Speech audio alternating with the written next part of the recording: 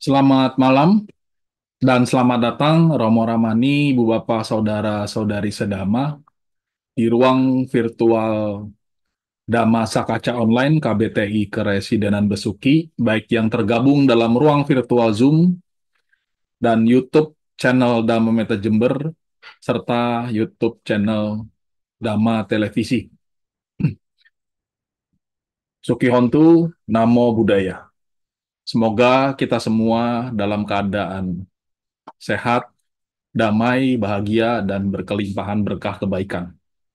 Perkenalkan, nama saya Mulyadi. Saya ucapkan selamat datang kepada narasumber pada malam ini, Ramani Bodi Puspita Santi. Suki Hotu Ramani, terima kasih telah meluangkan waktunya di tengah kesibukan untuk membagikan Dhamma ajaran Buddha kepada kita semua. Hari ini Senin tanggal 4 November 2024 merupakan season kelima atau tahun kelima Dhamma Sakaca Online virtual di dunia maya, episode ke-63. Izin saya akan memandu Dhamma Sakaca kita pada malam hari ini dengan topik yang menarik dan mendasar tetapi sangat esensial, ya. Cerita tentang kedermawanan tanpa penyesalan sesuai judulnya. Nanti kita akan dengar apa itu kedermawanan tanpa penyesalan. Sempat ngintip-ngintip juga slide-nya Ramani, ada cerita kisah tentang Abu Taka yang sangat menarik, ya, sangat menarik. Saya dengar Suta ini beberapa tahun yang lalu, tapi memberikan wawasan baru tentang pelak-pelik berdana ternyata, ya, pelak-pelik kemurah hatian. Ya, sebelum itu mari kita dahului dengan membacakan nama Karapata dan akan dilanjutkan dengan renungan pembacaan syair Dhammapada. Romo Ramani, Ibu Bapak, Saudara-saudari sedama, mari kita bersama-sama bersikap anjali, berkonsentrasi, dan penuh dengan perhatian. Izinkan saya akan membacakan nama Karapata. Arahang Sama Sambuddho Bhagawa Buddhang Bhagawantang Abiwademi Swakato Bhagawata Dhammo Dhammang Namassami Supatipanno Bhagavato Sawaka Sanggo Sanggang Namami. Baik, selanjutnya akan ada renungan syair Dhammapada kepada Bu Tari, disilahkan. Terima kasih Romo Mulyadi atas waktunya. Pembacaan Dhammapada Noda-Noda Syair 242. Malitia ducaritang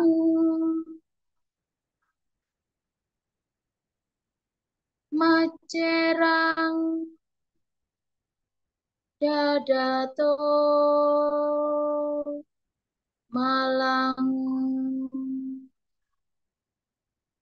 malang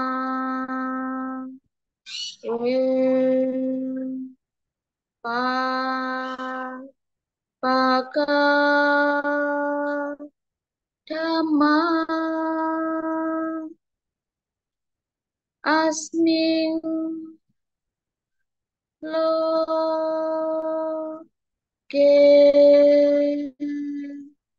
barang hijau, yang artinya kelakuan buruk adalah noda bagi seorang wanita, kekikiran adalah noda bagi seorang dermawan. Sesungguhnya segala bentuk kejahatan merupakan noda, baik dalam dunia ini maupun dalam dunia selanjutnya.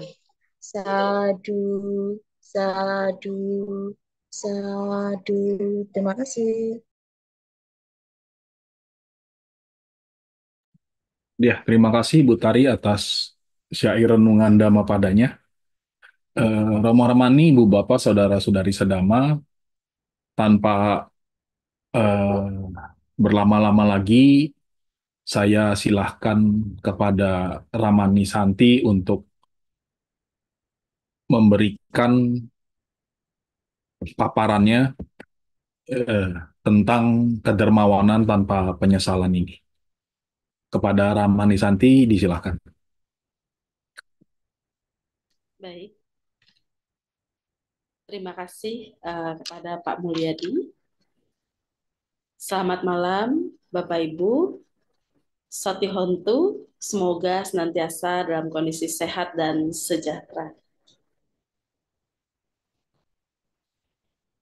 Satu kondisi yang baik bahwa pada malam hari ini kita dapat berdiskusi Dhamma kembali bersama di Dhamma Sakaca Online dari Meta Jember. Bapak Ibu, saudara-saudari Dharma, berhubung ini masih di masa Katina, sehingga topik Dhamma yang diangkat pada pertemuan hari ini juga berhubungan dengan dana. Ya, boleh minta bantuannya dari tim untuk share layar atau share screen. Terima kasih.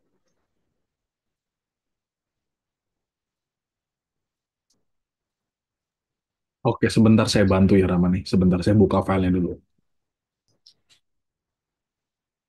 Baik, Bapak Ibu. Uh, Pada malam hari ini kita akan membahas topik tentang kedermawanan tanpa penyesalan. Topik ini berseri karena nanti akan ada pertemuan yang kedua atau sesi kedua. Jadi ada beberapa korelasi sutta yang akan dibahas dari topik dana tentang kedermawanan tanpa penyesalan ini, Bapak Ibu. Dan pada malam hari ini semoga kita dapat mengupas tuntas dua sutta terutama, yaitu Siha Sutta ya dan Aputtaka Sutta. Sepertinya layar sudah muncul ya. Baik Bapak Ibu, kita akan mulai sesi pada malam hari ini. Mari kita berkonsentrasi sejenak untuk mengagungkan Sang Buddha.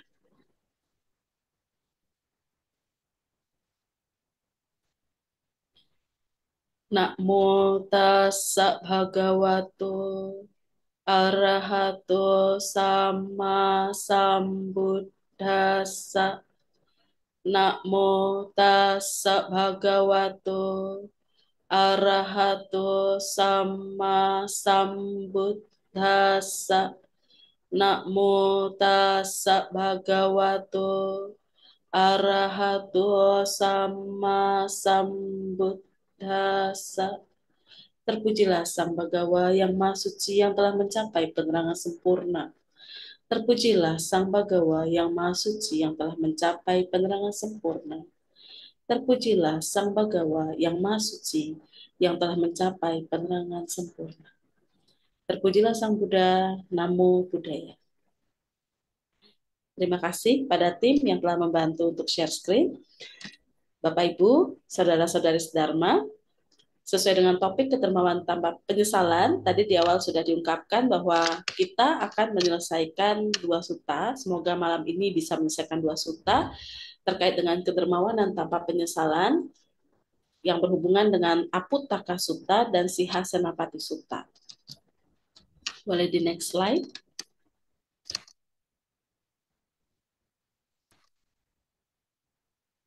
Ya.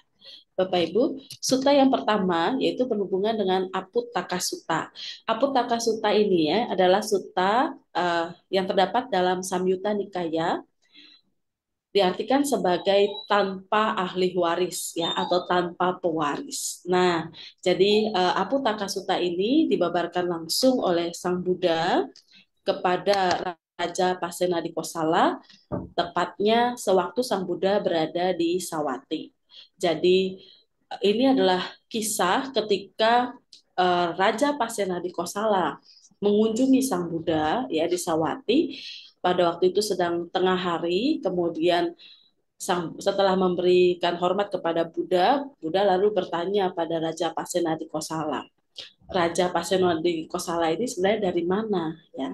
Lalu Raja Pasenadikosala menyampaikan bahwa sebelum dia mengunjungi Buddha, dia menyelesaikan urusannya terlebih dahulu, terutama urusannya adalah menyelesaikan permasalahan harta dari seorang hartawan, yang kita sebut hartawan atau jutawan yang kaya. Dia adalah pemilik rumah peminjaman uang, ya. Jadi mungkin kalau bahasanya zaman sekarang seperti retener mungkin ya, orang kaya yang meminjamkan uang kepada orang lain seperti itu.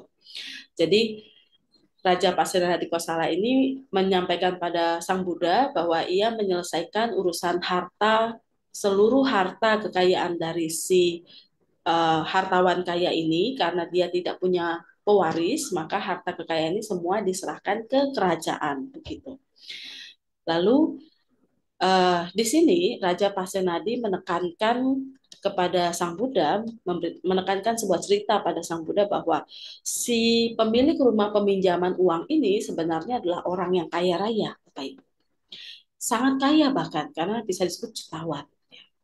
Tapi walaupun ia adalah orang yang sangat kaya, ya ternyata orang ini ketika masih hidup, ia makan makanan yang bisa dibilang tidak dinikmati seperti itu, ya. Boleh dibantu next slide.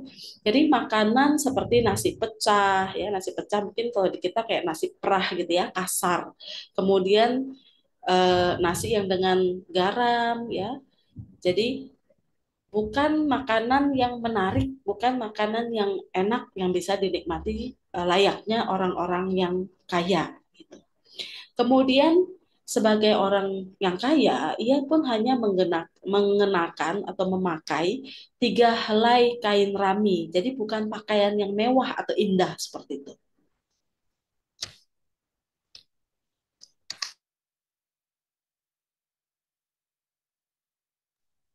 Kemudian ia juga punya kendaraan, tapi kendaraannya kecil juga bobrok, ya, dikatakan di sini kendaraan kecil yang bobrok dengan atap daun. Jadi penekanan dari Raja Pasenadikosala adalah ia seorang jutawan, seorang hartawan, tapi ia tidak bisa menikmati makanan yang enak, tidak bisa mengenakan pakaian yang mewah, juga tidak punya fasilitas yang mewah seperti itu. Punya kendaraan pun kendaraan yang sangat sederhana, bahkan bobrok dikatakan, ya. Jadi ketika penekanan ini dikatakan kepada Buddha, lalu terjadi diskusi antara Buddha dan Raja Pasenadikosala, ya. Di sini Sang Buddha memberitahukan bahwa ketika seseorang yang kaya, ya, kaya, tapi ia memperoleh kekayaannya dengan cara yang tidak benar, setelah memperoleh juga menggunakan dengan cara yang tidak benar, maka disebut sebagai orang yang tidak berintegritas, ya. Nah, karena itu ia tidak dapat menikmati hasil kekayaannya sendiri, ia juga tidak bisa merasa puas dengan kekayaannya, bahkan ia pun tidak bisa menggunakan kekayaannya untuk kesenangan keluarga, teman, sahabat, seperti itu. Ya. Dan kekayaannya ini pun tidak dapat digunakan untuk persembahan atau untuk dana, ya. Jadi kekayaan dengan cara yang tidak benar, diperoleh dengan cara yang tidak benar tanpa integritas, ini juga tidak dapat digunakan untuk hal baik yang bertujuan yang baik seperti dana untuk kelahiran di alam yang bahagia atau dana yang menuntun pada kelahiran ke surga dan lain-lain. Ya, jadi di sini Sang Buddha menekankan walaupun ia seorang yang kaya, tapi ketika digunakan dengan cara yang tidak benar, maka tidak memberi manfaat untuk dirinya sendiri, bahkan juga untuk orang lain. Ya, boleh dibantu next slide.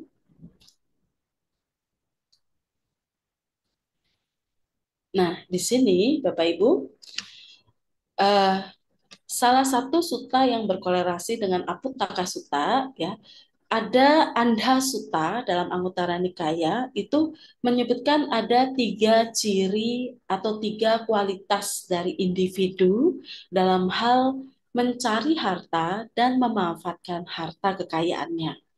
Di sini ada 3, ya, kalau Bapak Ibu bisa melihat di layar dengan jelas. Pertama adalah kualitas orang buta. ya. Dalam Anda Sutta dikatakan kualitas orang buta ini adalah orang yang ketika mencari harta dengan cara yang salah dan ketika memanfaat hartanya juga dengan cara yang salah, ya. Jadi karena ia tidak melihat kebenaran sehingga mencari, dia menjadi kaya, betul kaya, tapi dengan cara yang salah. Setelah memperoleh kekayaannya, ia pun tidak dapat menggunakan kekayaannya dengan cara yang benar, ya. Jadi digunakan untuk hal-hal yang tidak bermanfaat. Ini dinamakan kualitas orang buta. Nah, di antara tiga kualitas yang disebutkan dalam Anda Sutta, dalam cerita Aputaka Sutta, hartawan pemilik rumah pinjaman uang ini adalah kualitas orang buta, ya Bapak Ibu. Jadi karena dia berkualitas orang buta, ia mendapatkan kekayaannya dengan cara yang salah, ia juga menggunakan kekayaannya dengan cara yang salah pula, ya, sehingga ia tidak dapat menikmati kekayaannya. Ketika ia tidak bisa menikmati, tentu ia pun tidak bisa mengondisikan kekayaannya ini untuk kebahagiaan dari keluarga, teman, dan sahabatnya, seperti itu. Next. Nah, kondisi ini, Sang Buddha menyebutkan bahwa kekayaan yang seperti ini seperti halnya sebuah kolam di tempat yang tidak dihuni oleh makhluk hidup, ya. Walaupun kolam ini punya air yang jernih, sejuk, segar, bersih, ya. Kemudian tempat penyeberangan juga baik, tempatnya juga menyenangkan, tapi karena tidak berpenghuni, ya, tidak ada yang tinggal, tidak ada orang di sekitar, maka kolam yang indah dengan airnya yang luar biasa segar baik ini pun tidak bermanfaat. Karena tidak ada orang yang memanfaatkannya, meminum, ataupun menggunakannya untuk mandi, untuk kebutuhan, ya, maka air ini tidak bermanfaat. Istilahnya hanya terbuang sia-sia. Ya. Jadi di sini Sang Buddha menegaskan orang kaya yang mendapat kekayaannya dengan cara tidak berintegritas, maka walaupun kekayaan yang diperolehnya melimpah, tapi karena tidak digunakan dengan cara yang benar, semua akan terbuang sia-sia. Dan kekayaannya ini tidak menjadi bermanfaat bagi orang di sekitarnya. Karena tidak bermanfaat, maka harta ini dapat diambil oleh para raja atau pencuri, atau mungkin mengalami kebakaran, bencana api misalnya, atau terkena bencana seperti banjir, ya, jadi air menyapu bersih, atau karena dia tidak punya ahli waris, ya semuanya tidak bermanfaat lagi, ya. Makanya oleh Raja Pasenadikosala diserahkan kepada pihak kerajaan. Nah, Sang Buddha menekankan sebaliknya, apabila seseorang dapat mencari hartanya dengan cara yang benar, ya. Kalau Bapak Ibu ingat tadi dalam Anda Sutta ada tiga kualitas. Kualitas pertama orang buta, yang kedua bermata satu, dan yang ketiga adalah kualitas mata terbuka. Mata terbuka artinya orang mencari dengan cara yang benar, lalu orang memanfaatkan hartanya atau kekayaannya dengan cara yang benar pula. Nah, bila orang berintegritas seperti ini, maka kekayaannya akan sangat bermanfaat. Sang Buddha memperumpamakan bahwa kekayaan seperti ini seperti kolam yang sangat jernih, air yang segar, sejuk, bersih, ya, menyenangkan, itu berada di tengah pusat keramaian. Jadi semua orang bisa memanfaatkan air itu dengan baik, ya. Otomatis air ini bermanfaat bagi si pemilik maupun bagi orang di sekitarnya. Nah, Bapak Ibu, jadi di dalam kisah Aputaka Sutta ini ada dua kisah, ya, Patama Aputaka Sutta yang menegaskan bahwa harta dari orang yang tidak berintegritas mencari dengan cara yang salah dan dimanfaatkan dengan cara yang salah menjadi tidak bermanfaat. Tapi bila mencari dengan cara yang benar, memanfaatkan dengan cara yang benar adalah orang yang berintegritas sehingga harta kekayaannya dapat bermanfaat. Nah, kisah ini kemudian dilanjutkan pada Aputaka Sutta yang kedua, ya. Jadi Duttiya Aputaka Sutta. Di sini digali lebih dalam kenapa ia menjadi seorang yang kaya tapi tanpa harta waris dan tidak bisa menikmati kekayaannya, ya. Seperti yang dikisahkan Raja Pasenadikosala bahwa ia kaya tapi makanannya tidak enak, ia kaya tapi pakaiannya juga tidak mewah, ya sederhana, dan tidak bisa menikmati fasilitas kendaraannya. Nah, dalam Dutia Aputaka Sutta, Bapak Ibu, ini diperjelas ya, diperdalam kenapa bisa terjadi seperti itu. Next slide. Jadi dulunya ya, kelahiran sebelumnya si pemilik eh, si hartawan, pemilik peminjaman uang ya, dia dulu pernah berdana kepada seorang Paceka Buddha, yaitu Paceka Buddha Tagarasiki. Nah, ketika ia berdana kepada Paceka Buddha Tagarasiki, ia memberitahukan pada pelayannya, ya. Jadi pelayannya melayani. Nah, ketika itu ia menyesali, ya. Jadi si pemilik dari si hartawan pemilik rumah peminjaman ini, setelah ia berdana, ia menyesalinya. Ia berpikir, sayang sekali kalau makanan tadi didanakan kepada Paceka Buddha. Kenapa tidak misalnya karyawannya atau budak-budaknya atau pelayannya saja yang makan, ya. Jadi ada penyesalan yang muncul. Tapi di awal ia memang berpikir untuk berdana. Jadi setelah berdana baru ia mempunyai penyesalan. Nah, di sini Sang Buddha menjelaskan bahwa karena ia punya pikiran untuk berdana dan berdananya kepada seorang Paceka Buddha, ini dana yang luar biasa, Bapak Ibu. Sehingga dari dana ini mengondisikan ia terlahir kurang lebih sebanyak 7 kali, Bapak Ibu, di alam surgawi, ya, di alam yang sangat berbahagia. Ia lahir di surga selama 7 kali kelahiran kurang lebih. Nah, setelah itu ia lahir kembali menjadi seorang saudagar yang kaya, ya. Jadi selama lahir menjadi saudagar kaya inilah ia punya profesi sebagai pemilik tempat pinjam uang, ya. Jadi seperti rentenir ia meminjamkan uangnya kepada orang lain, ya. Tapi dengan perbuatan yang kurang terpuji seperti itu. Jadi sebagai saudagar kaya ini pun ia lahir sebanyak 7 kali. Jadi 7 kali kehidupan sebagai orang kaya, saudagar yang kaya, tapi juga dengan profesi yang sama, Bapak Ibu, sebagai peminjam uang, ya, pemilik tempat untuk peminjaman uang. Nah, kemudian ia juga punya saudara, ya, punya salah satu saudara yang menjadi saingan pewaris. Dan karena ia tidak mau disaingi, ia membunuh saudaranya.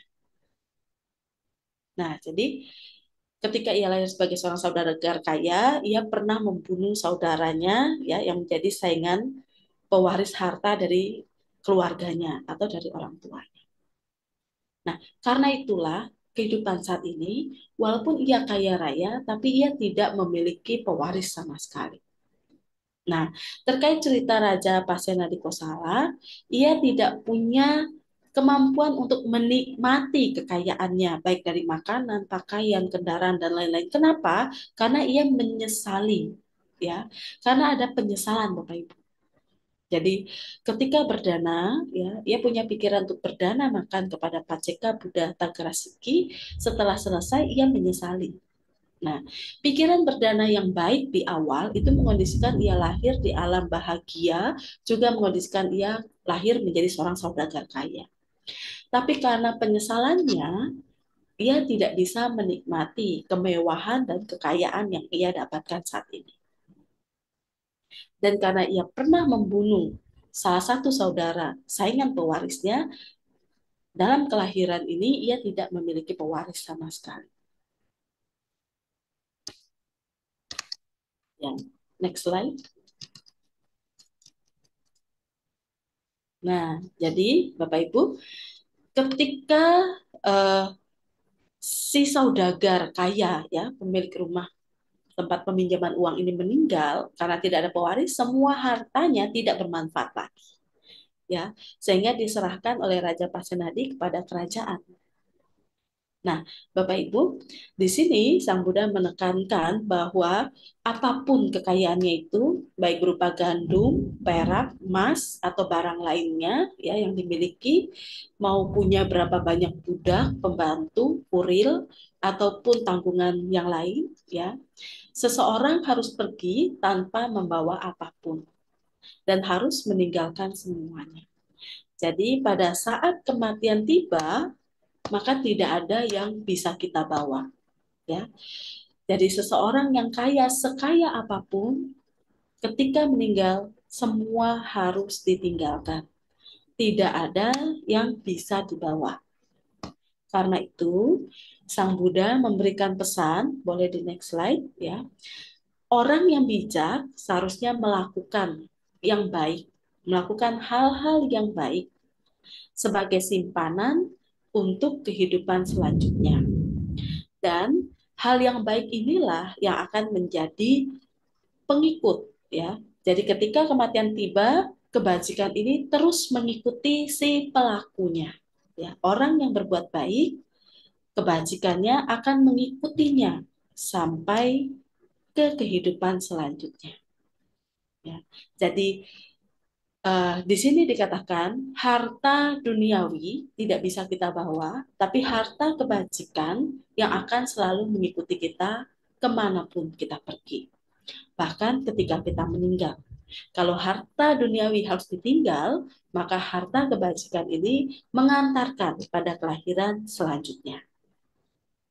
Sehingga Sang Buddha menekankan, maka kita sebagai orang yang baik seharusnya mempunyai simpanan, mempunyai harta simpanan berupa harta kebajikan agar mengondisikan kebahagiaan di kelahiran yang selanjutnya. Ya, di sini diberikan gambar antara heaven or hell. Ya, kenapa?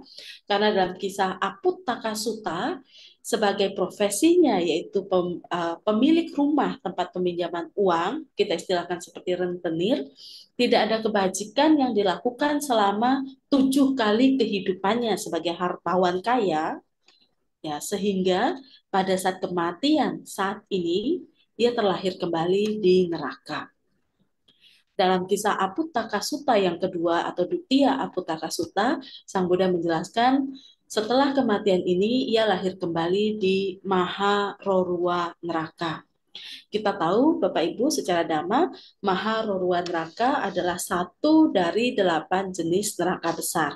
Ya, jadi di sini dalam kisah Aputtaka Sutta kita bisa belajar satu hal, Bapak Ibu. Perdana tetap memberikan kondisi yang baik, tapi bila dilakukan dengan penyesalan juga mempunyai efek yang tidak baik. Ya, sebagai seorang saudagar, ia berpikir perdana pada Paceka Buddha, ia memperoleh kekayaannya kembali, tapi karena penyesalannya ia tidak dapat menikmati kekayaannya. Ya, jadi mari kita belajar ya, belajar dermawan tanpa menyesali apa yang sudah kita berikan. Ya, Bapak Ibu, ini yang pertama.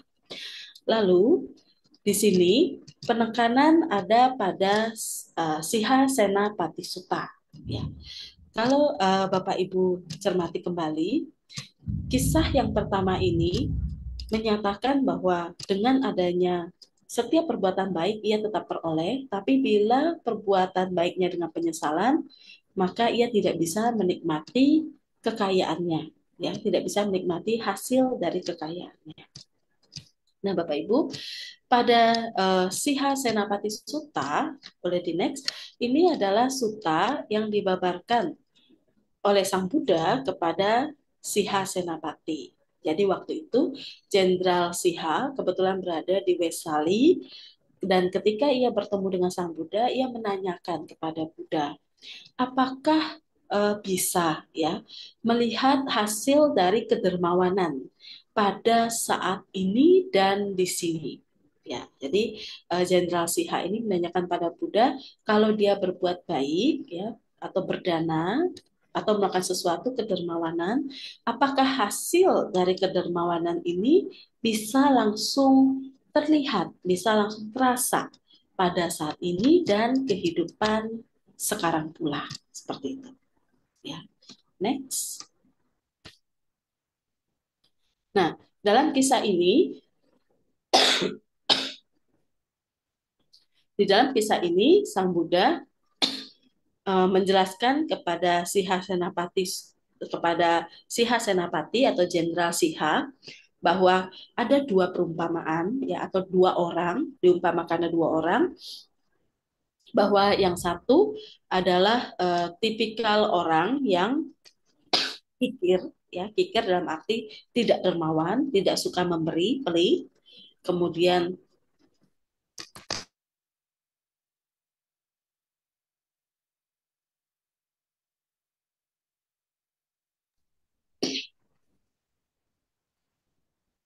Kemudian jenis kedua adalah orang yang sangat dermawan, suka memberi dan baik.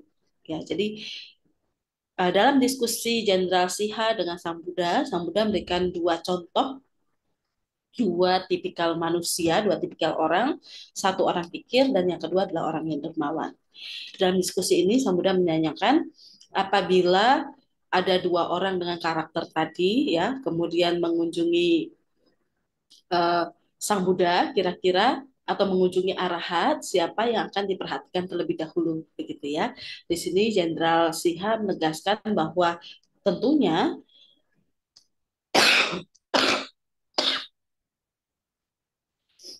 Jenderal Siha menegaskan bahwa karena aku adalah seorang yang dermawan, ya, jadi Jenderal Siha ini mengatakan bahwa dirinya adalah seorang yang dermawan, seorang yang suka berdana, juga menyokong sangga, maka uh, ia merasa bahwa Sang Buddha tentu akan menunjukkan belas kasihnya terlebih dahulu kepada dirinya, begitu ya.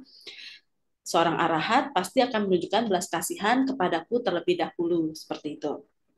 Dan karena aku adalah orang yang dermawan, penyumbang, tentunya para arahat juga akan mengunjungiku terlebih dahulu. Atau karena kita adalah seorang yang dermawan, maka setiap dana yang ingin kita serahkan, maka dana kita akan diterima terlebih dahulu dibandingkan dana dari orang yang kikir seperti itu. Atau ketika dua orang ini di hadapan arahat, tentunya arahat akan memberikan dhamma terlebih dahulu kepada orang yang tidak kikir atau dermawan, ya. Dan sisi lainnya adalah selain mendapatkan belas kasih, ya, dipedulikan terlebih dahulu, dikunjungi, dananya akan diterima terlebih dahulu, juga diberikan dhamma terlebih dahulu. Seorang yang dermawan seperti ini akan mendapatkan reputasi baik. Jadi karena kedermawanannya, karena kebaikannya, ia akan dikenal banyak orang, punya nama yang harum. Nah, ini disebut dia punya reputasi yang baik. Dan karena ia punya reputasi yang baik, tentunya ia punya kepercayaan diri dan tenang ketika dia harus berkunjung kepada orang lain atau kepada komunitas tertentu. Seperti itu. Nah, hal ini ditekankan langsung oleh Jenderal Siha karena ia merasa ia adalah seorang yang dermawan, ia adalah seorang pendana. Dan karena ia memiliki kualitas yang baik, ia menggunakan hartanya juga dengan baik, maka ia merasa enam inilah yang ia rasakan saat ini, ya, saat kehidupannya saat ini. Lalu Sang Buddha juga menegaskan kepada Jenderal Siha bahwa satu lagi, ya, kalau orang yang dermawan memberi dengan penuh keyakinan, maka setelah ia meninggal, setelah jasmani ini hancur dalam kehidupan sekarang, maka ia akan terlahir kembali di alam yang baik. Nah, ketika Sang Buddha menyatakan hal ini, Jenderal Siha menyatakan karena sekarang ini dia kondisinya masih hidup, ya, ia belum mengalami keuntungan yang ketujuh ini, keunggulan yang ketujuh ini, tapi ia meyakini apapun yang Sang Buddha katakan, bahwa setiap kelakuan yang baik, ya, dengan cara berdana dengan penuh kedermawanan yang baik tadi, dengan keyakinan tentunya mengantarkan pada kondisi kelahiran di alam yang lebih baik pula. Jadi Siha Senapati Sutta ini menegaskan bahwa Jenderal Siha sebagai pelaku, sebagai orang yang dermawan, yang suka berdana dan juga berdana dengan penuh keyakinan, menegaskan bahwa inilah hal-hal baik yang dia peroleh. Ada 6 ya hal baik yang sudah ia rasakan langsung, yaitu ia mendapatkan belas kasih, ia dikunjungi, Kemudian setiap pemberian, setiap dana yang dia berikan itu selalu diterima, ya, dan ia senantiasa mendapatkan dhamma yang baik, ya terlebih dahulu. Kemudian ia mendapatkan reputasi yang baik, dikenal oleh masyarakatnya, disenangi seperti itu, dan ia juga memiliki kepercayaan diri ketika ia harus berkunjung kepada tetangga, ya, kepada komunitas, ataupun ketika ia berkunjung kepada para biku maupun Buddha. Nah, lalu keunggulan yang ketujuh, ia yakin bahwa dengan kebajikan kedermawanannya di dalam berdana penuh dengan keyakinan, maka kebajikan ini akan mengondisikan ia terlahir di alam yang bahagia. Ia meyakini ini karena ia yakin kepada Sang Buddha. Ya. Nah, inilah Bapak Ibu sharing terkait dengan Aputaka Sutta dan Siha Senapati Sutta. Dari dua sutta ini kita bisa lihat bahwa ada yang mendapatkan kekayaannya dengan cara yang tidak benar, memanfaatkan dengan cara yang tidak benar, sehingga ia tidak bisa menikmati kekayaannya.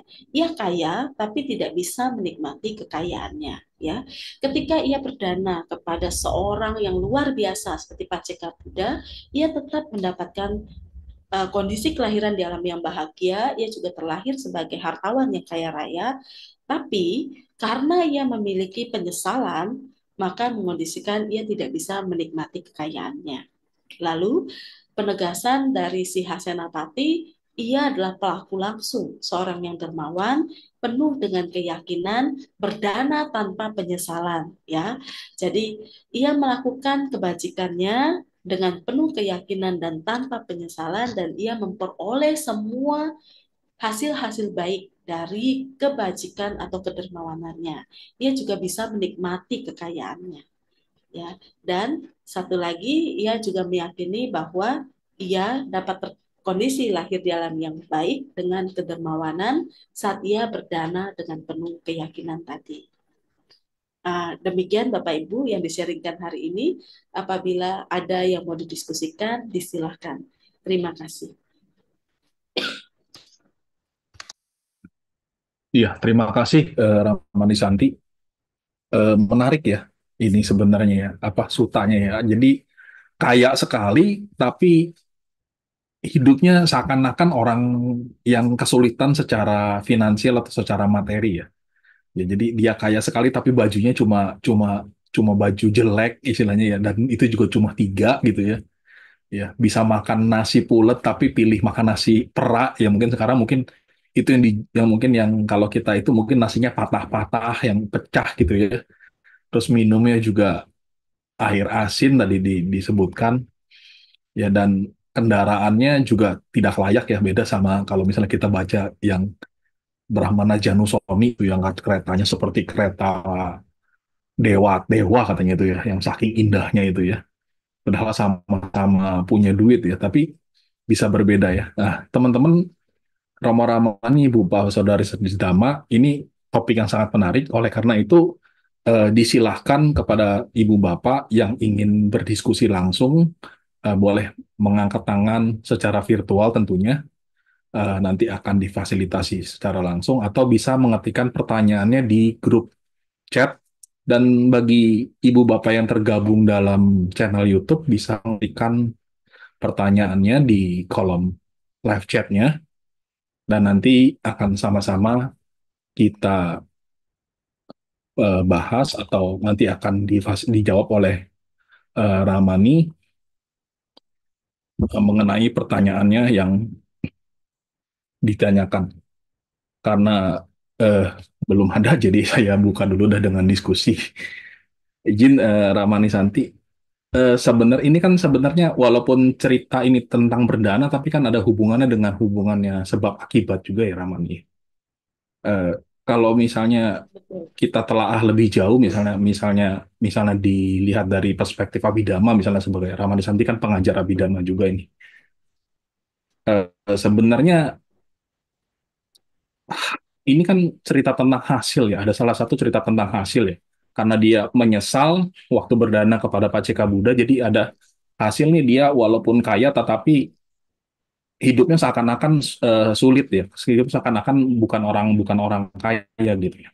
Apa ini kan sebenarnya kecenderungan batin ya Ramani ya. Kayak misalnya misalnya kalau kita lihat kita nih, misalnya mungkin ada teman-teman di sini yang kalau ngambil baju yang di atasnya aja gitu, yang di bawah nggak diambil-ambil gitu.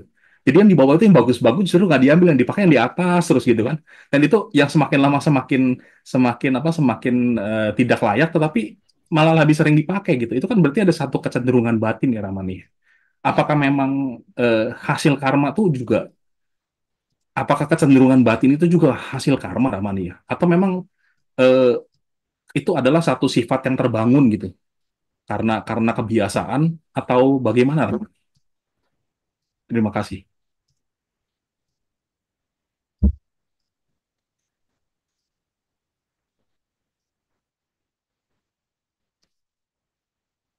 ya, baik. Diskusi yang menarik dari eh, Pak Mulyadi. Tapi mohon maaf, tadi di bagian pertanyaan belakang sepertinya agak terputus-putus. Boleh diulangi sekali Ya. lagi bagian pertanyaannya? Oh, jadi maksudnya apakah sebenarnya eh, kecenderungan batin itu hasil karma atau memang kebiasaan yang kayak misalnya kayak Aputaka ini kan gara-gara dia menyesal terus ada akibat dia misalnya tentu baju seperti itu gitu. Berarti kan dia punya kesenangan untuk menggunakan yang itu saja gitu. Iya kan? Jadi dia merasa mungkin kalau misalnya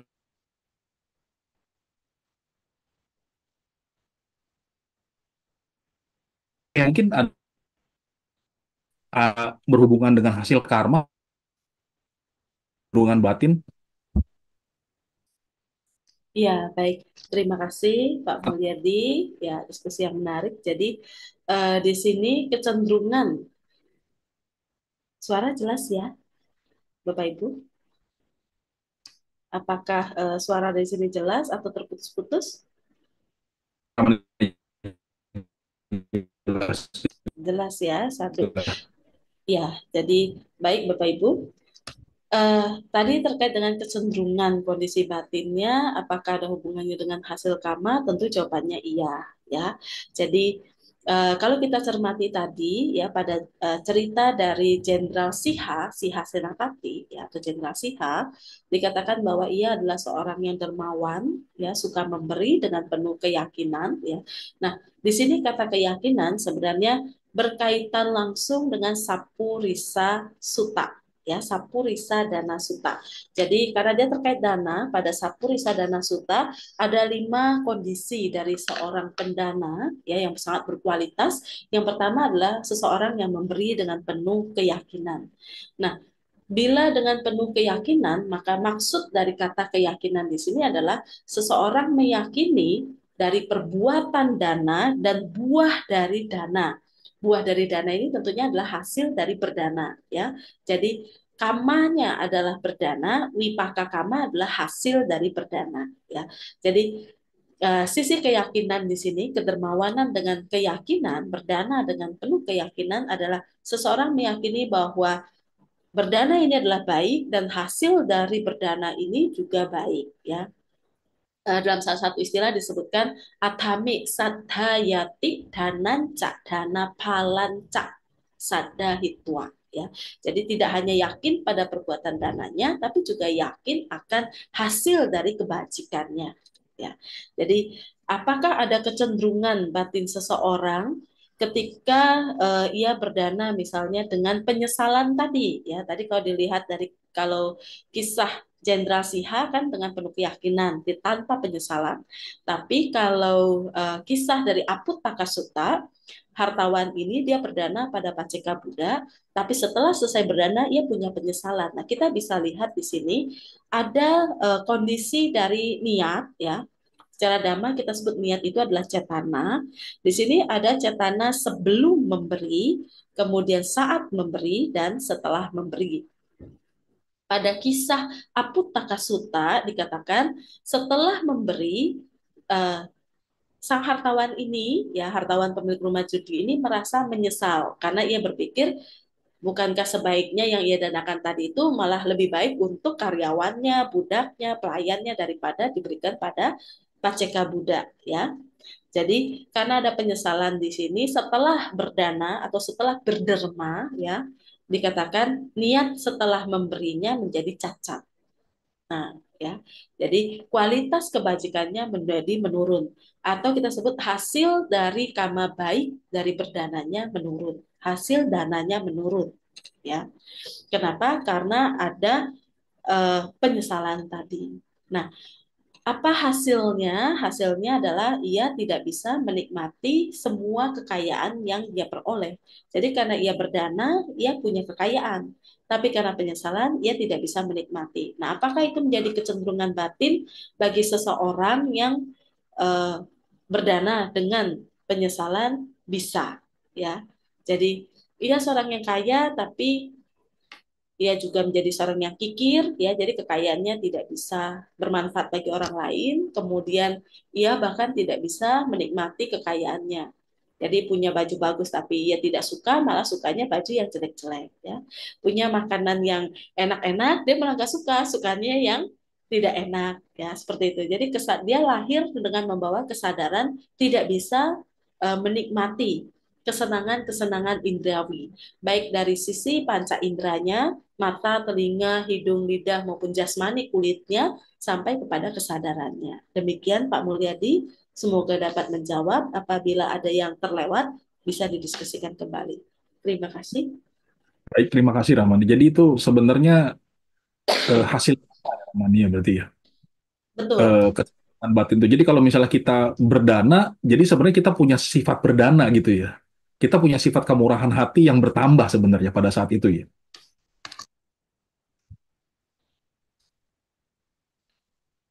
Kedengaran apa nih suara saya? Agak putus-putus. Terus, ini lagi nggak gitu bagus karena habis hujan sih. Oh, sama. Makanya, ini saya udah ganti pakai handphone tapi masih itu juga. Oke, saya lebih pelan deh Ramani. Jadi maksudnya kalau misalnya kecenderungan atau sifat batin itu sebagai hasil dari karma, berarti ketika kita melakukan satu kebajikan atau satu keburukan, berarti sebenarnya itu menjadi sifat batin kita menambah kalau misalnya memang kita berdana, berarti sifat batin kemurahan hati kita bertambah, lebih lebih lebih apa lebih meningkat. Begitu juga kalau misalnya kita melakukan satu perbuatan buruk, berarti tendensi batin kita juga tentang hal buruk bertambah. Memang begitu berarti Ramani. Iya, benar sekali Pak Mulyadi ya. Jadi karena ini adalah kondisi dari sifat bawaan ya dari hasil kama yang terbawa dalam kehidupan sekarang, seseorang menjadi misalnya ketika ia kikir ya, kikir menjadi karakter batinnya, menjadi kepribadiannya. Karena kalau tadi Pak Mulyadi membicarakan masalah di Abhidhamma ada namanya Cetasika 52. Di dalam Cetasika 52 itu ada 14 sifat batin, karakter batin, watak ya, watak atau kepribadian seseorang yang buruk.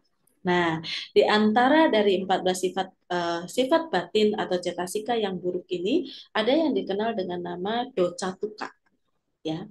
Jadi ada 4 doca tuka. Jadi doca itu dosa dan catu itu adalah 4. Ada 4 karakter yang dipimpin dari dosa ya. Karakter ketidaksukaan atau penolakan atau kebencian. Nah, di antara di sini ada namanya Isa, Macarya dan Kukuca. Nah, Macarya ini adalah karakter atau watak kikir. Karakter yang tidak suka berbagi. Jadi kalau dia punya sesuatu, kalau bisa orang lain tidak tahu. Kalaupun orang lain tahu, dia berusaha untuk tidak mau berbagi. Jadi kalau ini sudah menjadi watak, maka ia akan terus-menerus tidak ingin berbagi. Tentu dia menjadi dia menjadi seseorang yang tidak punya kedermawanan seperti itu. Tapi sebaliknya, seseorang dengan karakter yang baik, misalnya dalam Cetasika 52 ada karakter dari 25 Sobana Cetasika. Di antara 25 karakter itu ada yang namanya Aloba dan Adosa. Ya, Aloba berarti dia tidak serakah, Adosa berarti dia tanpa penolakan. Ya, otomatis dia menjadi orang yang senang berbagi. Maka ketika ia senang berdana, ia menjadi lebih dermawan. Karakter kedermawanannya menjadi bertambah Seperti itu.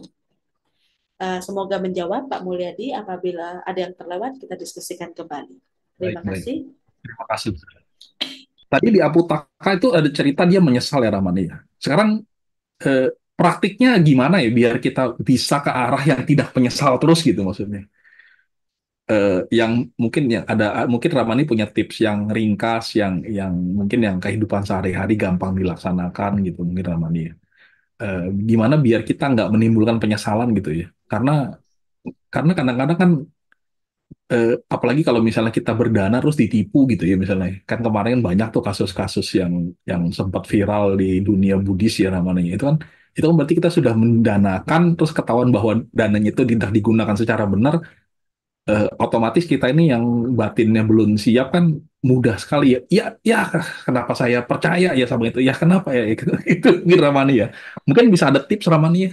Bagaimana supaya supaya supaya kita bisa legowo terus gitu maksudnya. Dan Ya. ini kan mungkin bukan hal mudah ya Ramani.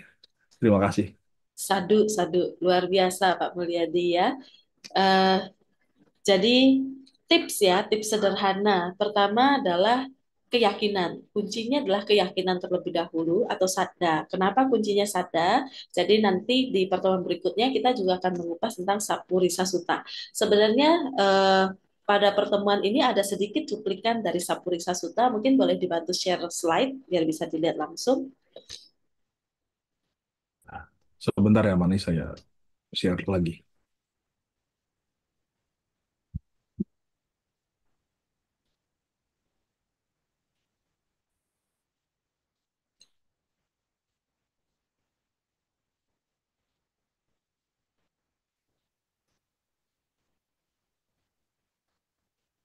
Baik, terima kasih Pak Mulyadi.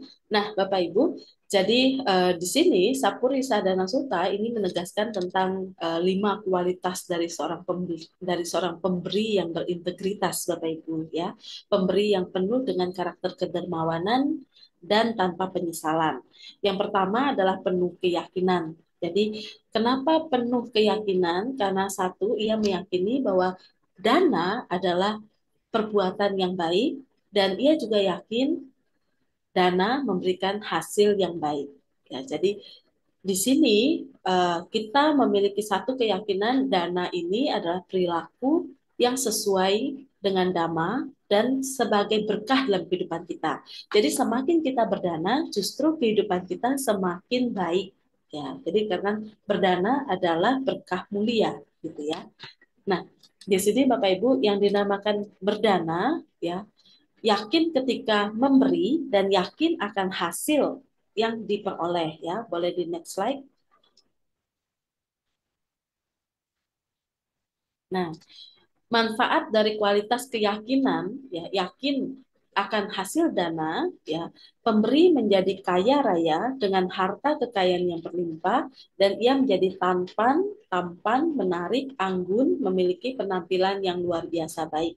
Ini adalah rupawan ya. Kita artikan selain dia memperoleh kekayaan yang berlimpah secara materi, ia juga memiliki keindahan secara jasmani ya, menjadi rupawan yang luar biasa.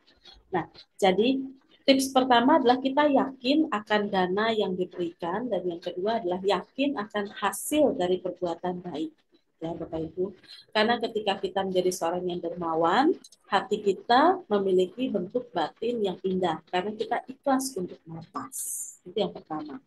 Jadi yang kedua, kita sadari lagi dana itu berarti melepas. Ya. Kalau dikatakan melepas, berarti apa yang kita berikan bukan lagi menjadi milik kita. Oke, sesuatu yang sudah kita berikan bukan lagi menjadi milik kita, tetapi menjadi milik dari si penerima dana. Kemudian yang ketiga, karena kita tadi sudah melepas dan bukan lagi menjadi milik kita, apapun yang digunakan oleh si penerima dana bukan lagi menjadi urusan kita. Bisa diterima ya Bapak Ibu ya. Ini bertahap. Kita ulangi. Pertama, kita punya keyakinan, yakin ketika kita memberikan bahwa dana yang kita berikan ini adalah perbuatan baik. Yang kedua, kita yakin bahwa dana yang kita lakukan sebagai perbuatan baik pasti memberikan hasil yang baik bagi kita, baik berupa kekayaan yang berlimpah maupun memiliki penampilan yang rupawan. Ya. Yang kedua, ketika kita memberikan dana, sadar bahwa dana itu adalah pelepasan. Jadi melepaskan hal yang sudah kita berikan, menyadari itu bukan lagi milik kita, tapi menjadi milik dari penerima dana. Yang ketiga, bahwa apapun yang sudah diterima oleh pemilik, diterima oleh si penerima dana, itu menjadi miliknya dia. Jadi apapun yang dia gunakan, apapun yang dilakukan oleh si penerima dana, bukan lagi urusan kita. Kenapa bukan urusan kita? Karena bukan lagi milik kita. Jadi tanpa keakuan, okay, tanpa kemelekatan. Kuncinya adalah tanpa keakuan, tanpa kemelekatan. Nah, karena tidak ada lagi keakuan, tidak ada lagi kemelekatan, maka bila digunakan dengan buruk oleh si penerima dana, kita tidak lagi punya penyesalan. Kita juga tidak akan tersinggung, kita juga tidak akan kecewa. Kenapa? Karena tidak merasa memiliki lagi. Itu bukan milikku. Tapi kalau kita berdana, masih punya rasa kemelekatan bahwa kan itu saya yang dana, ya. Saya loh yang memberi ke sana. Jadi ketika ada rasa kemelekatan di situ, merasa masih memiliki sehingga merasa bahwa urusan yang dilakukan oleh si penerima dana masih menjadi urusan kita. Misalnya dana kita diselewengkan, otomatis karena kita masih punya kemelekatan, kita jadi merasa, oh saya kecewa nih. Dana saya digunakan dengan tidak baik. Jadi masih ada kata dana saya. Atau yang saya berikan masih melekat pada kata saya. Ya.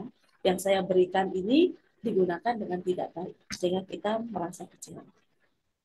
Jadi kalau tadi Pak Mul menanyakan tips sederhana ya yang saat ini kami praktikkan adalah pertama, berdanalah dengan keyakinan, baik itu yakin akan perbuatan dan yakin akan hasil dari perbuatan berdana tadi. Ya. Yang kedua, sadar dengan sesadar-sadarnya bahwa berdana itu adalah melepas.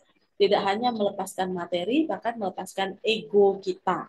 Nah, karena melepaskan ego kita, berarti tanpa keakuan bahwa apa yang kita lepaskan bukan lagi milik kita. Ya. Dan apapun yang sudah diterima oleh si penerima dana menjadi urusan penerima dana. Mau digunakan dengan baik atau tidak, itu adalah milik dari si penerima dana. Ya, demikian kurang lebih Pak Mul. Apabila ada yang kurang pas, boleh sharing kembali. Terima kasih.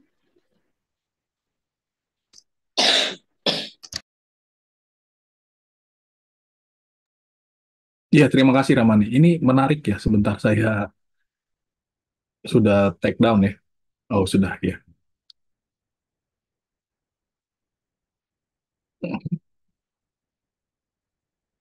Sebentarnya ada yang di chat. Nah, ini ada pertanyaan menarik nih Ramani. Apakah mengingat setelah berdana itu boleh nggak sebenarnya? Jadi dibilang katanya ada suta yang mengatakan ini ya pertanyaannya yang dia nggak menyebutkan secara spesifik sutanya apa. Kita perlu mengulang untuk mengingat perbuatan baik. Ada yang mengatakan tidak boleh diingat karena setelah lepas itu bukan milik kita tadi yang seperti Ramani itu ya. Ini jadi semacam kalau katanya di pertanyaan ini menjadi semacam paradoks ya maksudnya. Mohon diluruskan. Maksudnya pengertian yang benar itu seperti apakah mengingat kita berdana itu mengulang mengulang kejadian kita berdana di masa lampau itu apakah boleh enggak gitu mungkin ya. Apakah menghasilkan emang itu sesuatu yang baik atau gimana gitu. Baik, terima kasih Pak Mul ya. Terima kasih juga kepada yang telah bertanya karena dengan topik pertanyaan ini menjadi diskusi yang baik bagi kita ya. Terkait dengan pertanyaan tadi, ini adalah hal yang sangat baik. Kenapa? Karena satu, kita perlu pisahkan dulu. Kegiatan baiknya adalah berdana. Ya, kegiatan baik artinya perbuatan baiknya adalah berdana. Setuju ya? Yang kedua adalah apa yang didanakan. Kan begitu. Keinginannya berdana, itu kegiatannya. Ya. Kemudian kalau kita punya keinginan berdana, pasti ada pertanyaan, apa yang didanakan? Setuju ya, Pak Ibu ya? Nah, di sini yang tidak perlu kita ingat, ya, karena melepas keegoan bukan lagi milikku adalah apa yang didanakan. Jadi yang tidak perlu diingat adalah objeknya. Misalnya, kita pernah berdana sekian miliar. Nah, sekian miliar itu tidak perlu diingat. Kita pernah berdana sebuah bangunan rumah menjadi putih misalnya, atau menjadi wihara, sebuah lahan dijadikan wihara. Kita tidak perlu mengingat lahan yang dijadikan wihara itu. Ya. Jadi yang tidak perlu kita ingat adalah poin kedua, yaitu apa yang didanakannya. Lalu apa yang harus kita ingat? Nah, yang harus kita ingat adalah poin pertamanya, kegiatannya, yaitu bahwa kita telah berhasil melakukan satu kegiatan baik yang namanya dana. Bisa dibedakan ya. Yang diingat adalah kegiatan baiknya, yang tidak perlu diingatkan adalah objeknya. Ya. Jadi di sini begini Bapak Ibu, yang namanya kama, ya, yang namanya kama itu punya tiga saluran. Pertama adalah kama melalui pikiran, pikiran berarti mano kama, ya. Yang kedua adalah ucapan, yaitu waci kama, dan yang ketiga adalah jasmani, yaitu kaya kama. Nah, Bapak Ibu, ketika Bapak Ibu punya niat berdana, berniat saja, belum memberi ya, baru berniat saja. Itu adalah manokama, kebajikan melalui pikiran. Ketika Bapak Ibu menyerahkan objek yang didanakan, ya, misalnya berdana materi, materi itu diserahkan, maka itu adalah secara jasmani, kaya kama. Nah, jadi dalam satu perbuatan itu, Bapak Ibu mempunyai dua kondisi kebajikan, yaitu manokama dan kaya kama. Ketika berpikir untuk memberi dan ketika langsung menyerahkan materinya, ya, atau objeknya. Nah, ini adalah manokama dan kaya kama. Lalu, kemudian berapa waktu telah berlalu, misalnya setahun kemudian, Bapak Ibu teringat, oh, saya pernah loh berdana. Ya. Lalu Bapak Ibu merasa senang dengan ingatan pernah berdana itu. Nah, apakah ini baik? Jawabannya, ya, ini baik. Karena ketika Bapak Ibu senang terhadap ingatan tentang kegiatan berdana, ini adalah karma baik baru yang dilakukan melalui pikiran, disebut manokama. Ya. Apakah ketika Bapak Ibu mengingat, berarti Bapak Ibu memberikan materi lagi atau memberikan dana objek kembali? Tidak. Ya. Tapi Bapak Ibu melakukan kama yang namanya manokama, perbuatan baik lewat pikiran. Jadi ketika mengingat kejadian, mengingat kegiatan Bapak Ibu melakukan kebajikan tadi, itu adalah hal yang baik. Kenapa? Karena menghasilkan kama baru yang baik lagi melalui pikiran. Ya, kusala manokama. Tapi yang diingat sekali lagi adalah kegiatan baiknya, bukan objek benda atau materinya. Kenapa kita tidak perlu mengingat berapa yang sudah saya danakan?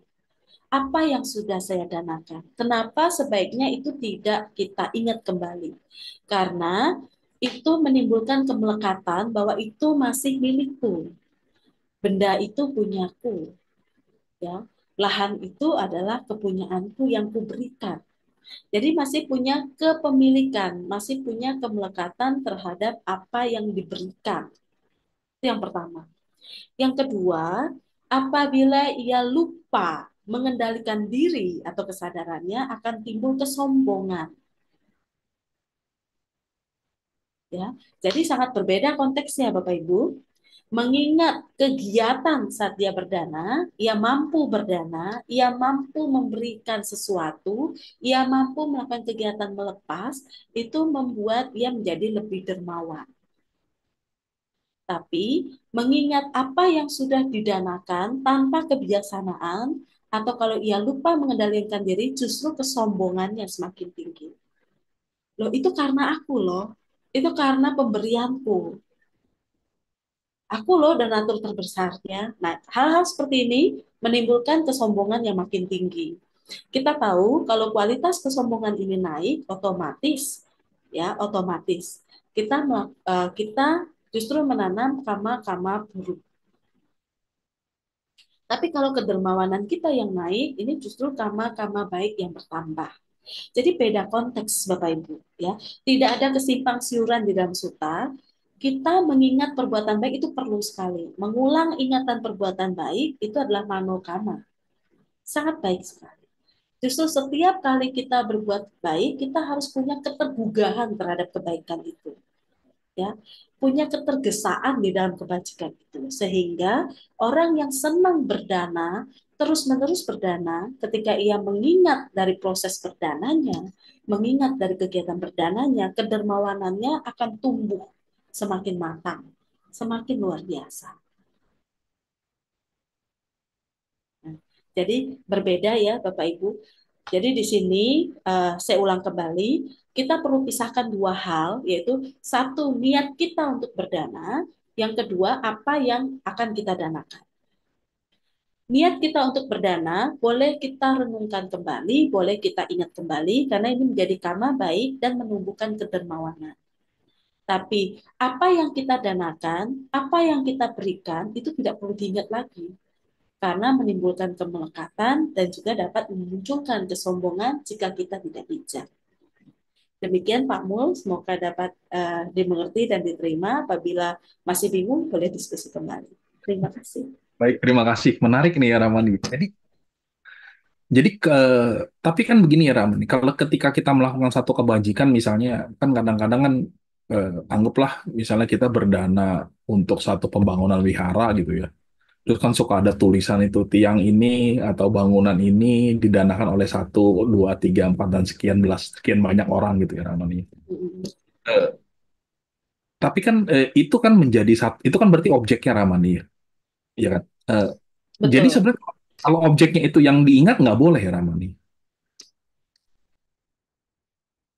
Kalau ketika objek itu kita lihat, otomatis akan teringat, betul? Namanya Iya. dia dipampang kan gitu ya. Ketika melihat tentu kita memorinya teringat kembali kan begitu. Ya, betul. Ha. Nah, pada saat teringat, kuncinya adalah jangan merasa memiliki, ya. Jadi waktu kita melihat tulisan itu, yang perlu kita kembangkan dalam diri adalah rasa bahagia karena kita pernah melakukan kebajikan itu, ya. Yang perlu kita kembangkan waktu melihat atau mengingat adalah rasa bahagia karena kita pernah melakukan kebajikan itu. Kita bahagia karena sudah turut serta di dalam pembangunan wihara itu. Itu saja cukup, ya. Bukan seberapa besar atau bagaimananya.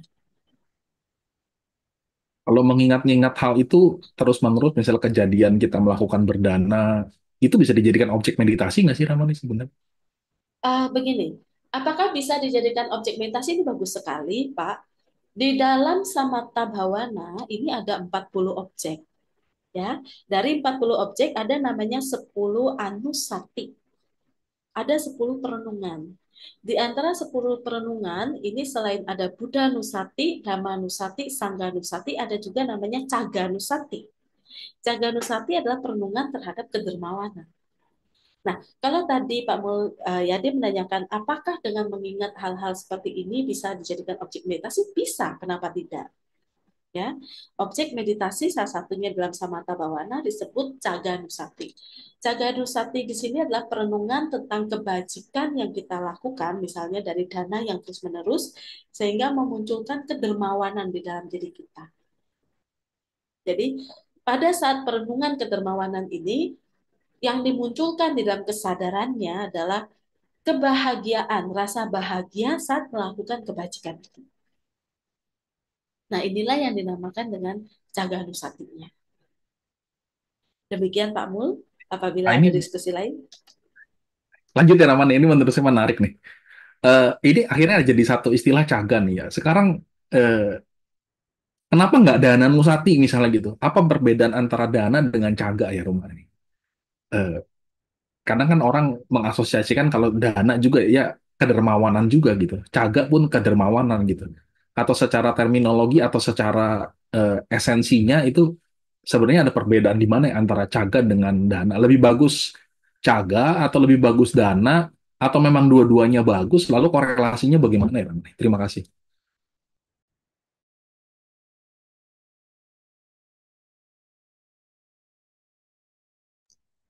Iya, baik. Diskusi yang menarik ya, Pak Mul. Jadi kita menggali lebih ke dalam lagi ya. Jadi kalau secara istilah ya kita tahu bahwa dana itu diartikan sebagai kemurahan hati yang dalam bentuknya adalah tindakan memberi ya. Itu yang pertama. Dana itu adalah kemurahan hati dalam bentuk tindakan memberi. Nah, lalu kedermawanan ini juga merupakan tindakan memberi, ya. Jadi sebenarnya dana dan caga memiliki istilah yang sama. Mau dikatakan sinonim juga boleh. Tapi ada sesuatu yang lebih dalam bahwa dana itu adalah perilaku luar kita, ya, dalam tingkatan yang lebih sederhana. Kalau caga dalam istilah karakter yang sudah terbiasakan, karakter yang sudah terpupuk seperti itu, menjadi karakter sifat kedermawanan. Jadi bisa kita katakan bahwa dana ini adalah perilaku yang baru mulai, ya, yang baru mulai kita lakukan, belum menjadi kebiasaan, belum menjadi kepribadian yang berkembang.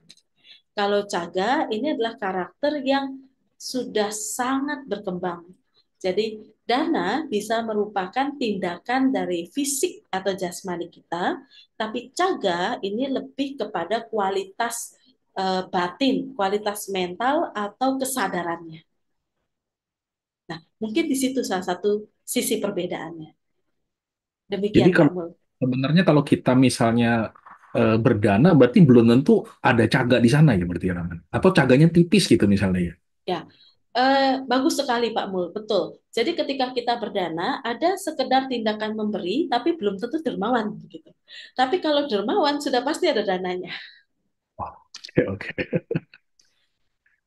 ya. Contohnya orang yang kikir bisa nggak dia memberikan sesuatu pada orang lain? Bisa, ya, bisa. Ia bisa memberi. Tapi apakah dia punya ketulusan, keikhlasan, kerelaan gitu di dalam batinnya? Nah itu kita belum tentu kan gitu. Ini yang kita katakan dana, tapi belum caga gitu.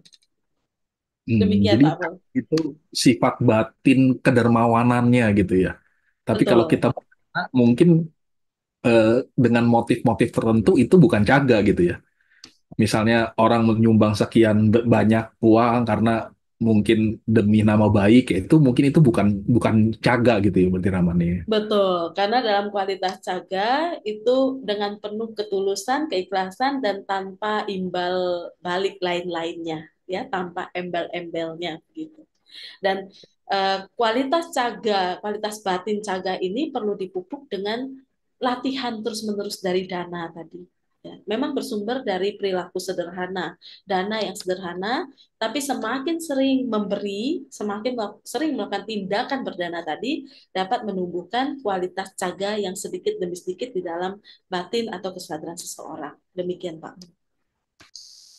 Oh, jadi kalau misalnya caga nusati tadi berarti yang dimeditasikan adalah sifat kemurahan hatinya itu ya Ramani ya. Tadi kalau Betul, kita pastikan jadi bukan objeknya lagi ya karena objek itu bukan. bisa bisa bermacam-macam motif lah intinya mungkin ya. Bisa Betul. menimbulkan Jadi motif ya intinya seperti itu. betul sekali. Jadi benar-benar kualitas kedermawanannya, benar-benar kualitas kebahagiaan dalam kedermawanannya. Itu yang tadi didiskusikan di awal bahwa niat kegiatan memberinya bukan objek apa yang diberikannya, begitu. Jadi kualitas batinnya. Demikian Pak Mun. Kalau misalnya Ramani bisa nah ini menarik. Kalau misalnya saya ingat pelajaran Abhidhamma kan ada yang di Mahakusala Cita yang nomor satu itu kan yang paling superior ya namanya. Ya yang ya itu kalau misalnya berdana bisa sampai begitu itu bagaimana ya? praktik latihannya misalnya bisa spontan, lalu bisa bisa impact-nya bisa besar gitu kan. Karena kan misalnya eh, ini kan juga bergantung. Sebenarnya kan kita bisa bisa menilai diri sendiri ya Ramani ya. Misalnya kita dapat rezekinya seret atau enggak. Berarti kan itu kan mungkin dulu waktu tanam juga kan seret-seret juga. Mungkin seret juga ya kan. Ada orang yang mungkin santai-santai tapi rezekinya datang terus. Itu kan berhubungan dengan frekuensi lah, dengan impact lah, atau bahkan mungkin dengan kebijaksanaan bagaimana menanamkan kebijaksanaan pada saat kita mau berdana atau mungkin sebelum berdana. Hubungan dengan cetana apakah kalau misalnya itu harus memang kalau berdana itu harus dipersiapkan di awal gitu. Eh, sampai sampai sampai selesai kita berdana dan seterusnya tidak menyesal itu eh, ada tip-tip latihan nggak Rama biar ke arah sana kan kita maunya ke superior kan yang Ramani ya bukan yang nomor 8 kan maunya yang nomor 1 gitu ya harus membangkitkan rasa rasa bahagia untuk kita mau berdana itu kan kadang-kadang ada orang yang misalnya berdana kita lihat ekspresi mukanya ya UPK ya intinya itu ya. Tetapi kan jadi kalau misalnya itu nanti kan hasilnya juga kalau kita terima terima materinya juga kayak Aputaka tadi ya UPK juga gitu istilahnya. Dapat itu ya udah pakai makan seadanya aja gitu kan nggak bisa menikmati dengan rasa bahagia bahwa dia punya materi gitu dan bisa dimanfaatkan sebaik-baiknya gitu ya Ramani. Jadi gimana itu Ramani proses untuk misalnya mulai latihannya atau mulai membiasakan dirinya Ramani? Ya, ini menarik ya. Terima kasih Pak Abdul. Diskusi yang luar biasa, semakin gali mendalam ya. Jadi, maha kusala betul. Tadi karena maha kusala satu adalah kondisi kesadaran yang superior, di mana kebajikan ini dilakukan dengan pengertian yang benar ya. Kenapa kita sebut pengertian benar? Karena dia punya panya ya, nyana sampayutang di sini. Kebajikan secara spontanitas dilakukan secara spontanitas dengan kebijaksanaan sehingga dikatakan sebagai kualitas yang luar biasa. Nah, di sini sebagai kesadaran mahakusala tentunya tidak lepas dari sifat batin ya. Sifat batin di sini tadi kita sudah sempat singgung di awal ada namanya cetasika positif yang disebut dengan sobhana sadharana cetasika. Betul ya? Nah, di dalam Sabana Sadharana Cetasika ini ada 19 kualitas yang tidak bisa dipisahkan dalam satu perbuatan baik. Pertama adalah saddha, keyakinan. Kemudian sati adalah perhatian, hiri dan otapa. Ya. Jadi yang ketiga hiri, yang keempat adalah otapa. Kualitas batin yang tidak malu ketika berbuat baik, ya, tidak takut uh, di sini adalah dia tidak takut untuk berbuat baik. Kenapa? Karena dia tidak merasa malu ketika dia berbuat baik. Ya, justru dia akan malu kalau dia berbuat yang buruk begitu. Lalu otapa adalah kualitas batin ketika ia takut akan akibat perbuatan jahat. Ya, jadi ia sangat meyakini hasil dari hal baik yang dia lakukan dan dia juga meyakini untuk tidak berbuat jahat karena ia takut akan hasil dari akibat berbuat jahat. Jadi dimunculkan sabda keyakinan, sati perhatian di dalam berdananya. Jadi yakin ketika berdana, penuh perhatian ketika berdana, kemudian hiri dan otapa sebagai kualitas moralnya. Ya, dana yang diberikan adalah dana yang baik, ya berkualitas baik dari hasil mata pencarian yang baik. Seperti itu. Kemudian ada juga kualitas batin aloba dan adosa. Nah, ini perlu sekali ditekankan. Aloba dan adosa adalah ketika kita memberi benar-benar melepas ego dan melepas kemelekatan kita, ya. Jadi memberi tanpa rasa enggan, memberi dengan penuh belas kasih, tidak menggenggam, ya, tanpa banyak keinginan seperti itu. Kemudian tatra majatata adalah batin yang seimbang. Nah, batin yang seimbang di sini, keseimbangan batin adalah keseimbangan dari perasaan, dari memori kita, pencerapan kita, ya, dan kondisi batin mental serta kesadaran kita bahwa dalam memberi itu pertama kita harus tenang, yang kedua senang, yang ketiga adalah dapat menyesuaikan diri, ya, kemudian menyesuaikan diri dalam arti menurut ya, menurut dengan situasi, kemudian beradaptasi, dan yang keempat adalah kita harus profesional di dalam memberi, dan yang keenam adalah tulus. Nah, jadi keseimbangan di sini ada 6 yang berpasangan, sehingga totalnya menjadi 12. 6 yang berpasangan ini pertama adalah ketika memberi tenang, senang, kemudian bisa menurut terhadap keadaan, kemudian bisa beradaptasi, profesional dalam memberi, ya, dan kita juga tulus dalam memberi. Nah, ini 19 yang kualitas batin yang baik.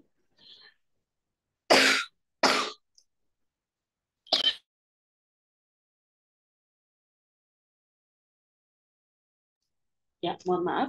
Jadi dikatakan maha kusala pertama karena dia punya 19 kualitas batin ini.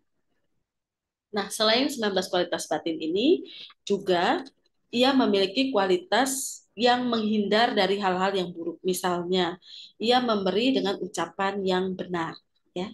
Jadi mengandung ucapan benar. Kemudian memberi dengan perbuatan yang benar. Jadi tingkah laku kesopanannya ada saat memberi. Dilanjutkan dengan mata pencarian yang benar. Jadi memberi dengan hasil pekerjaan yang baik, bukan hasil seperti mencuri atau hasil dari penipuan dan lain-lain. Juga memberi dengan karuna dan memberi dengan mudita, ya.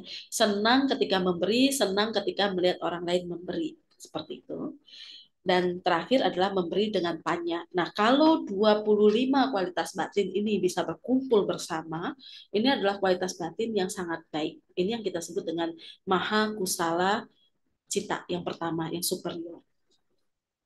Nah, sebenarnya semua kualitas batin ini, pembahasan ini sebenarnya berhubungan dengan Sapurisa Dana Sutta dari 4 kualitas yang lain. Jadi pada slide yang hari ini hanya ditampilkan satu, yaitu keyakinan.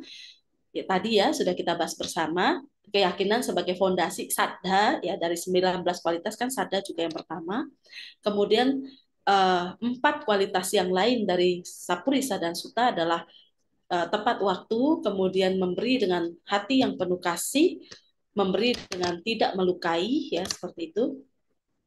Jadi kualitas-kualitas baik ini sebenarnya sesuai juga dengan cetasika 25 yang baik yang kita diskusikan hari ini.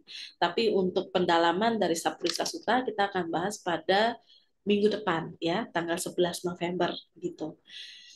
Intinya adalah tips untuk kita bisa berdana dengan kualitas kesadaran yang spontan dengan bijaksana, ya, baik yang bijaksana adalah pertama kita harus latihan dari hal yang sederhana sampai terus-menerus menjadi kebiasaan. Ketika caga itu berkembang, otomatis kesadaran saat berdana menjadi mahakusala yang baik. Kenapa? Karena perlahan ketika kita berlatih, di situ kita menumbuhkan sada, sati, hiri otapa, aloba adosa, dan tatra majatata. Ya. Kemudian kita juga sering diingatkan pada waktu berdana, cetana kita harus dijaga sebelum memberi, ketika memberi sampai setelah memberi, kita harus menjaga kualitas kesadaran kita. Jadi usahakan, Bapak Ibu usahakan, ini kan di masa Katina, ketika Bapak Ibu pergi ke satu acara Katina, jaga ketenangan. Nah, jadi sebenarnya tidak perlu para panitia yang harus menekankan bahwa Bapak Ibu dimohon untuk tenang, ya, Bapak Ibu dimohon untuk tidak, istilahnya tidak berisik, begitu ya. Sebenarnya kita sendiri yang harus memunculkan tenang. Nah, kenapa? Karena dengan kita memunculkan tenang, di situ kualitas dana kita akan meningkat. Dengan batin yang tenang, sada terjaga, sati terjaga, hiri otapa, aloba, adosa, tatra majatapa kita terjaga. Dengan kita tenang, kita dapat bisa merasakan senang, ya, senang dalam setiap proses upacara katina tadi, atau senang ketika kegiatan berdana tadi dilakukan.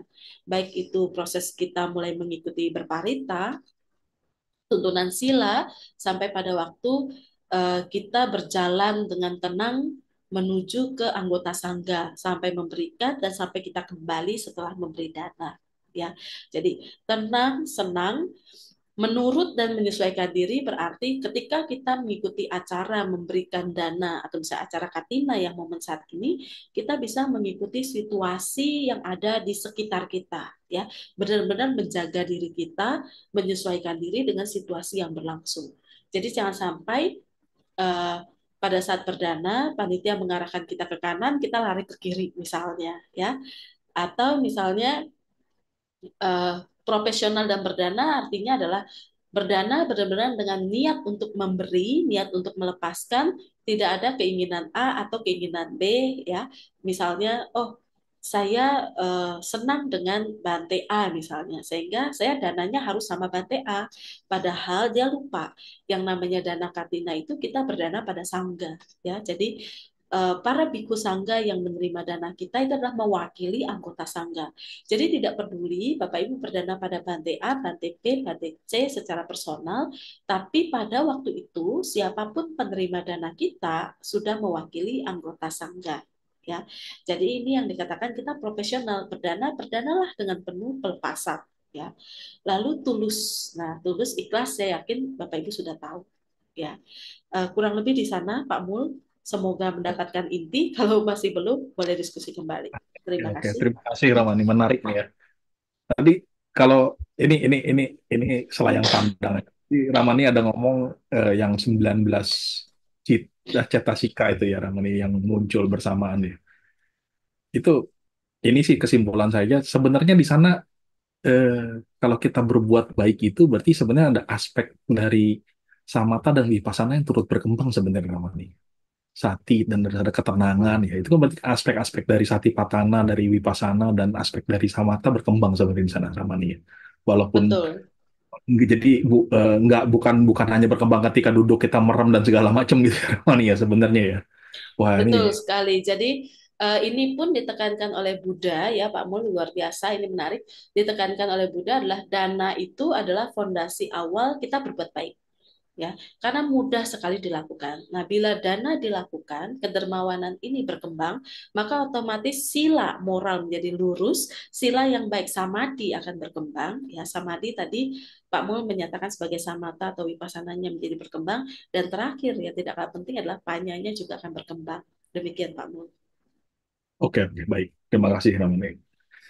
Ah, ini ada satu yang dulu saya pernah ditanya, saya nggak bisa jawab nih Ramani. Sekarang saya tanya di sini karena kebetulan bersinggungan. Tadi masalah keyakinan ya Ramani. Iya, Eh, kalau kita kan di Buddhis itu keyakinannya kepada Triratna ya namanya. Tetapi kan kalau misalnya, mohon maaf kalau mereka yang tidak, yang bukan Buddhis gitu ya, mereka mempercayai sosoknya mereka gitu ya selain Buddha Dhamma Sangha. Tetapi kan pada saat dia misalnya berdana kan sada itu juga muncul ya Ramani ya. Pada mereka yang bukan Buddhis kan sebenarnya gitu kan Ramani. Nah jadi sebenarnya sada ini ukurannya apa Ramani? Ukurannya kalau kita Buddhis itu Buddha Dhamma Sangha, apakah berarti kalau yang bukan Buddhis itu mereka nggak sadanya nggak ada gitu? Nah ini sadanya sada yang apa itu Ramani ya? Tolak ukurnya minimal apa gitu misalnya? Karena kan mempengaruhi dana juga tadi ya Ramani. Terima kasih. ya, betul sekali. Bagus sekali ini Pak Mul ya, sangat dalam sekali. eh Begini, kita dikatakan sebagai keyakinan atau sada, ya, ya keyakinan ini punya banyak sekali aspek. Ya, dalam Buddha Dhamma, sutta yang membahas tentang keyakinan ini juga sangat banyak. Mulai dari yang paling sederhana sampai sada yang paling tinggi. Nah, secara sederhana saja kita mengatakan yakin terhadap Buddha, Dhamma, Sangha. Oke, kenapa kita yakin pada Buddha? Karena kita mengaku beragama Buddha. Guru kita adalah Sang Buddha. Tentu kita yakin pada guru yang mengajarkan kita, betul ya? Ibaratkan Buddha itu adalah dokter, kalau kita sakit kita ke dokter, terus Bapak Ibu nggak percaya sama dokternya, kira-kira apakah Bapak Ibu akan sembuh? Tentu tidak, kan gitu. Apa yang diresepkan sama dokter nggak dilakukan, ya. Jadi belum tentu sembuh. Nah, karena kita umat Buddha, kita yakin pada Buddha. Kemudian yang kedua adalah yakin pada dhamma. Nah, sebenarnya dhamma apa sih yang Buddha ajarkan? Di sini adalah dhamma yang bersifat universal. Mohon maaf, semoga tidak ada ketersinggungan. Dhamma yang bersifat universal tidak mengkotakkan agama apapun. Ya, karena dhamma yang universal di sini mengandung hukum universal, hukum kebajikan universal yang tidak terkotakkan oleh agama apapun. Contoh, satu adalah kebenaran tentang hukum karma, ya. Jadi tadi juga kita sudah berbicara keyakinan pada kegiatan memberi dan juga hasil memberi. Berarti di sini ada kama dan wipaka kama. Betul ya Pak Mulia? Jadi pertama adalah yakin kepada hukum kama. Ini berarti yakin pada dhamma. Ya. Hukum kama di sini sebagai dhamma universal, tidak terkotakkan oleh agama. Ya, kenapa? Karena mau agama apapun seseorang, hukum kama itu berlaku. Betul ya? Tidak mungkin ketukar kan? Tidak hanya umat Buddha saja hukum kama itu, tapi semua agama juga ada. Nah, apabila umat agama lain misalnya, tadi Pak Mun mengatakan ia bukan seorang Buddhis misalnya. Lalu ketika ia memberi, apakah berarti dia tidak punya sada? Belum tentu. Mungkin ia punya sada. Ya, sada yang bagaimana misalnya? Ia yakin kalau ia memberi adalah perbuatan baik dan ia yakin dengan ia menolong orang ia mendapatkan hasil baik. Apakah itu tidak ada di ajaran agama lain? Ada, ya kan? Karena agama apapun pasti juga mengajarkan kebajikan, salah satunya adalah menolong, memberi, menolong. Ya, tidak mungkin tidak ada. Ya, ajaran tentang berbagi. Semua ajaran agama ada. Apakah di situ berarti mereka punya keyakinan? Punya. Mereka punya sada. Sada kepada hal yang universal, yaitu tentang kama tadi. Kama adalah dhamma yang universal. Dan dhamma yang universal tidak terkotakkan oleh agama.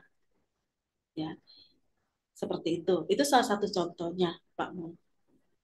Apakah bisa diterima atau masih bingung? Terima kasih. Jadi ini hanya perbedaan terminologi lagi sebenarnya. Mungkin kita sebutnya Kamawipaka. Mm-mm. Mohon maaf, mungkin di tempat lain mungkin ada mereka mungkin itu berkah dari yang Maha Kuasa, dari yang Maha Esa, ya kan? Ya, Atau seperti ada reward and punishment gitu. Itu kan hanya masalah istilah aja ya. Reward and punishment ya kita mungkin karma buruk, karma baik, wipaka buruk, wipaka baik mungkin begitu ya Ramani. betul sekali. Ya, Baik bang. Terima kasih Ramani, menarik. Jadi eh, tapi pertanyaan saya udah habis nih, Ramani. Jadi kita mesti stop sampai di sini. Karena waktu juga sudah mau menunjukkan jam 9, biar nanti eh, jika teman-teman atau nanti ada diskusi lebih lanjut, mungkin nanti setelah Ramani minggu depan membabarkan suta yang baru yang berhubungan juga dengan kualitas berdana ya, nanti mungkin bisa diskusi lebih panjang lagi, lebih menarik lagi ya untuk minggu depan. Saya ingat satu satu. Terima kasih Pak Mul. satu suta itu, aduh, saya menarik. Saya lupa nama sutanya, tapi Buddha tuh pernah ngomong bahwa dia tuh mengingat 91 kalpa kehidupan, bahwa nggak ada orang yang terperosok menderita karena berdana itu ya. Saya lupa nama sutanya apa itu. Ada itu saya ingat. Saya ingat kata-katanya dong, tapi saya lupa sutanya. Kadang-kadang kita baca-baca nggak ingat kata, saya ingat isinya dong. Baik Ramani, terima kasih atas sharingnya, atas pertanyaan penjelasan dari pertanyaan-pertanyaan saya, dan teman-teman membuka wawasan juga untuk saya, menambah kebijaksanaan dan menambah manfaat juga saya yakin untuk kita semua. Sekali lagi terima kasih Ramani sudah menyempatkan waktunya. Izin kepada Ramani untuk memberikan memimpin kita untuk pelimpahan jasa. Mungkin kita telah melakukan banyak sekali perbuatan bajik dari kita bangun tidur hingga saat ini. Mungkin di 1,5 jam atau hingga 2 jam nanti kita sudah memunculkan begitu banyak, luar biasa banyaknya pikiran-pikiran yang bajik. Mungkin kita perlu untuk melimpahkan kepada para makhluk yang membutuhkan. Izin Ramani, disilakan. Baik, terima kasih Pak Mul. Terima kasih juga Bapak Ibu yang telah mengikuti acara pada malam hari ini. Semoga semua kebajikan ini mengondisikan kebahagiaan bagi para leluhur dan semua makhluk. Mari kita mempersiapkan diri dan berkonsentrasi. Punya sidha nikatasa yananya nikatani me te sanca bagino hontu sattananta pamanaka ye piya gunawanta ca mayang mata pita dayo Dithame capya dithawa anyemacatawerino satatitanti lokasming te bumma catuyonika panceka catuwokara sangsarantha bawa bawe nyatang ye pati dan namme anumodantu te sayang ye cik mang napajan nanti dewa te sang niwedayung maya dinyana punya nang anumodana hetuna sabbe satta sadahontu awera sukha jiwino kemappa dan capapontu tesa sasit jatang subha sadu.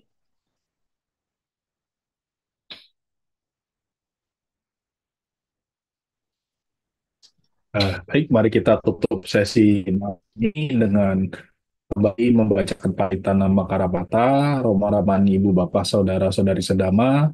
Mari kita tetap bersikap anjali. Izinkan saya untuk membacakan kembali nama Karabata. Arahang sama sambuddho bhagawa buddhang bhagawantang abiwadem swakhato bhagawata dhammo dhammang namassami supatipanno bhagavato sawaka sanggo sanghang namami sabbe satta bhavantu sukhitata. Semoga semua makhluk hidup berbahagia. Sadu, sadu, sadu. Ibu bapak, saudara-saudari sedama, mari kita saksikan beberapa pengumuman.